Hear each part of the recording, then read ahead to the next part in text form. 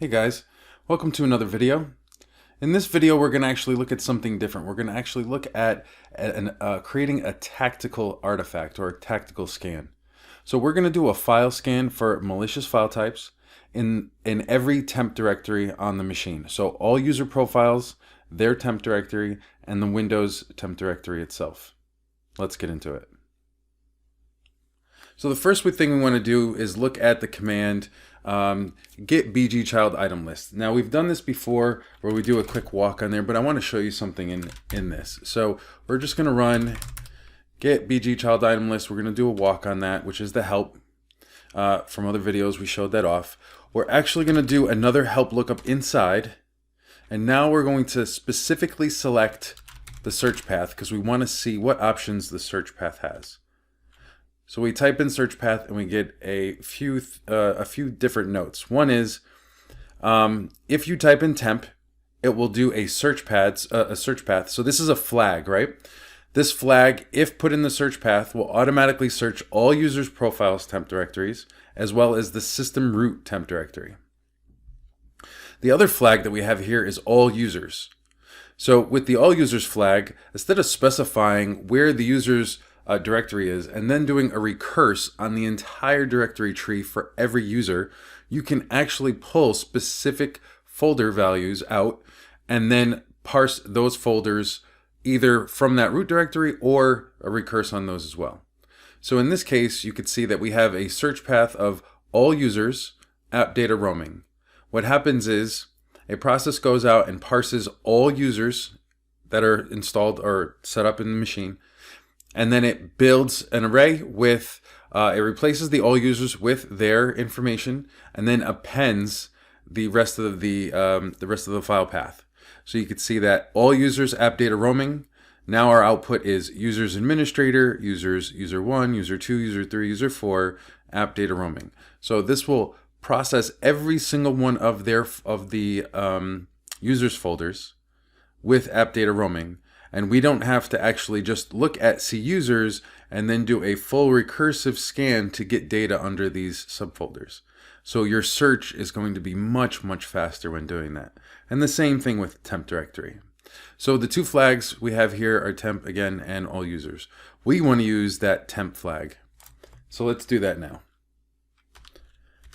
So let's back out, clear screen. And here we're going to actually run that command. And we're going to show this command off before we add it to an artifact. And you can actually run that on the host just to see what it does. So in this case, we're actually going to do a get bg child item list. And then here we're going to actually do that search path that we talked about. And we're going to call it temp. And then now we're going to use a pattern. And our pattern is going to be regex specific. And it's going to look for a handful of file types that we want to capture. So we're going to look for EXEs, DLLs, screensaver files, combat, PS1, and so forth. And I actually have a list of that off, a list of those file extensions off screen, and I'm going to paste that in so we can see what that looks like. So here we have a regex. We're doing escape and then a dot. So escape / dot. So the dot is real. EXE, and it's going to be, we're using the $, so it's the last bit of data right before the end of the line. And so now we're doing that for each one of these. So we're piping and we're doing an OR.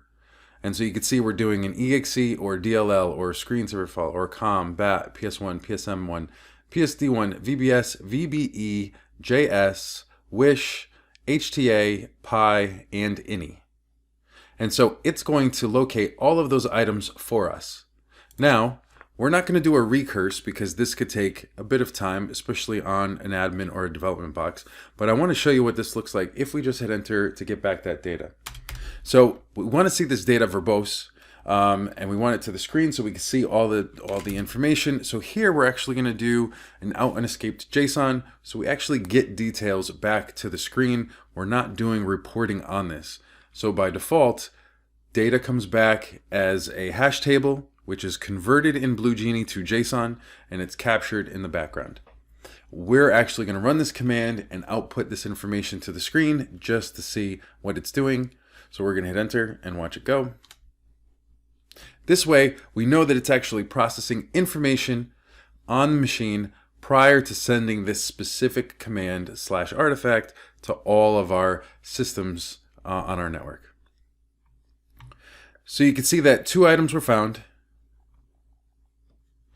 We have a in the temp directory for app data, we have installer x86 or x64, and then here we have admin app data npp.exe. So we did find a few files in the path. So now what we want to do is we want to take that information. We want to remove this unescaped JSON. We know the command is working. We know it's pulling specific information for us. We want to do a recurse. This way, anything under any one of those temp directories, that's what we're going to find.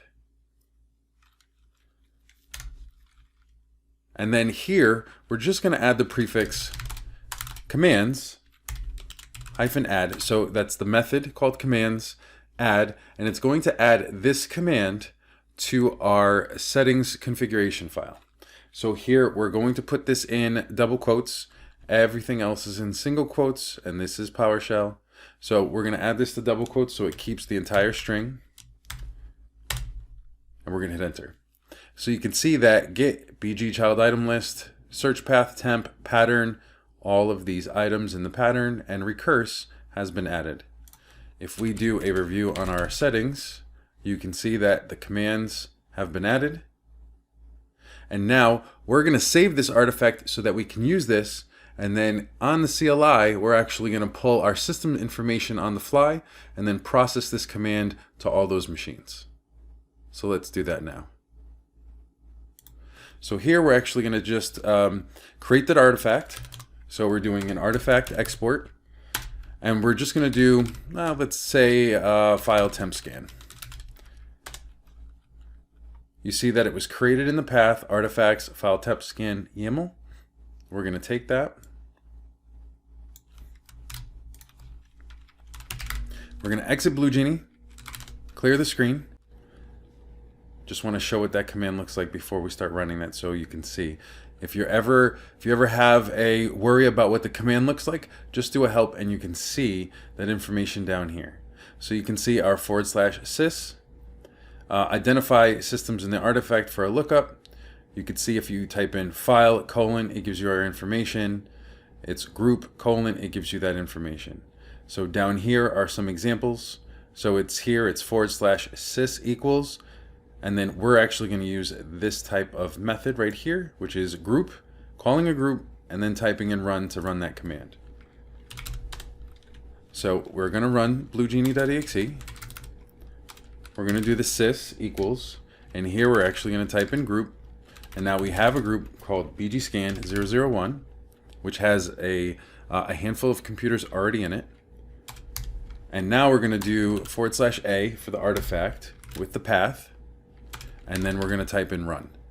What this is going to do, it's going to import these computers from this group computer group object in Active Directory. It's going to import this artifact from this path, and it's going to run. We hit run, and we're going to watch it go. So BlueGenie is going to load, import our artifact, pull down those computers, and you can see that it's actually processing those computers in that collection. We did not specify any computers when we built the artifact.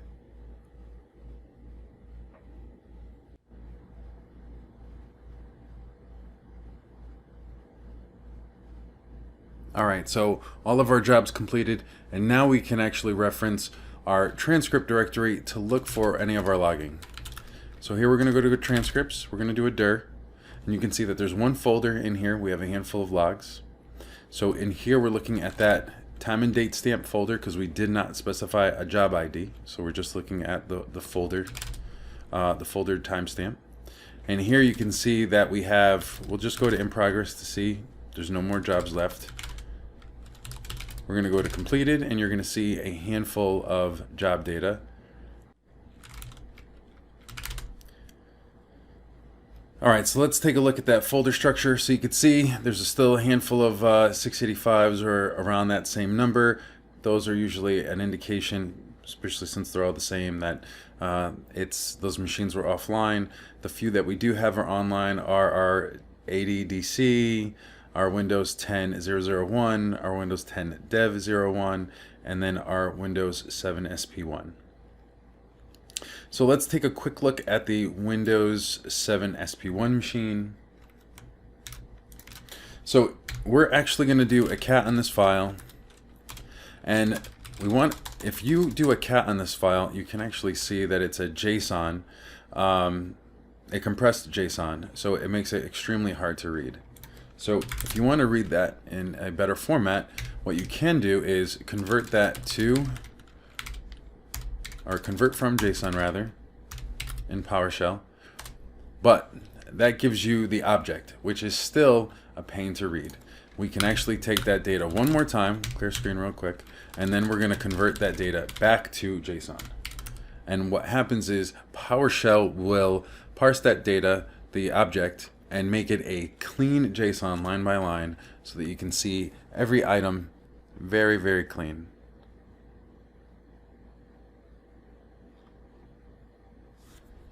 Now what we're not seeing is nested information because this is several items deep. You can see right here we have our job ID, our IP address, our host name, and then our command, but we're not seeing the return. The return is truncated. So what we want to do is we want to clean that up a little bit. So we're actually going to say convert to JSON depth, and we're going to do 5. And here we should see more data. Yeah, so here we see our return. So we actually need to go one more up. Let's do a JSON return of 10, depth of 10. And now we're going to see way more information. Here we go. Much, much better. All right. We'll clear that screen. Just run this one more time. So we can see more nested objects. We're going to scroll all the way to the top. And here now you can see our item return. So we have items. We can see our streams. We did not call streams. We were just looking for files. So you can see our short name. You can see that under the Windows temp directory, autoruns sc.exe is sitting there. Autoruns sc64.exe, handle.exe. So more or less what this has done is you now can see that there are files, and you may not like the fact that you see all of these sysinternals tools under the Windows temp directory. That can indicate some malicious attacks. But the great thing is you have tons and tons of data. You're going to see tons and tons of information on what it's pulling. You can see that it was looking for the search path temp. So 9 items found on that machine. We have yara64.exe. So there was a handful of executables in the Windows temp directory. Let's see if there's any other directories found.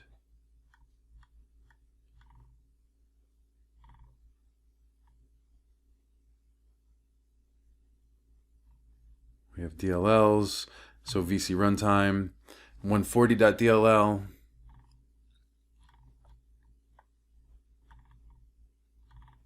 And it doesn't look like we have any user files on this machine. And that's very possible. But what we're going to do now is we're actually going to go to another machine that definitely has user data on it. So we're going to clear screen on this guy, do a dir, and we're going to look at this dev JSON. So we're going to do the same thing we did before. We're going to cat that file. We're going to convert from JSON, convert back to JSON. To JSON. We're going to do a depth of 10 as well, and we should get a pretty big list here. Actually, if we scroll all the way down, we could see right at the bottom. Here, let's do this, make it faster. Right at the bottom, we can see we have a PowerShell version of 5. Parsed directories, 171 directories were parsed.